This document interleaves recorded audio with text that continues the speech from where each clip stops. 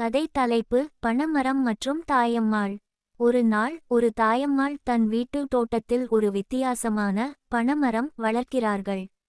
அவர் அந்த மரத்தை நன்கு பராமரிக்கிறார், தினமும் தண்ணீர் ஊற்றுகிறார், அதை பேணுகிறார். மெல்ல மெல்ல அந்த மரம் வளர்ந்து அதன் கிளைகளில் நாணயங்கள் பணங்கள் மலர ஆரம்பிக்கின்றன. ஒருநாள் தாயம்மாள் அந்த மரத்திலிருந்து பணங்களை பறித்து பஜாருக்கு செல்கிறார். அவர் சந்தோஷமாக பணத்தை செலவிடுகிறாள். ஆனால் திடீரென்று ஒரு பெரிய சூறாவளி காற்று வீச ஆரம்பிக்கிறது. அந்த காற்றில் மரத்தில் இருந்த பணங்கள் எல்லாம் பறந்து விடுகின்றன. அதைக் கண்டு மரத்தை காப்பாற்ற முயற்சிக்கிறது. அது தன் கால்களால் மரத்தை தழுவுகிறது. ஆனால் காற்று மிகவும் வலிமையானது. அந்த பனைமரம் முறிந்துவிடுகிறது. பணங்களும் மரத்துடன் சேர்ந்து மண்ணில் சிதறி விழுகிறது. அந்த காட்சியை பார்த்த தாயம்மாள் மிகவும் வருத்தப்பட்டு அழ ஆரம்பிக்கிறாள்.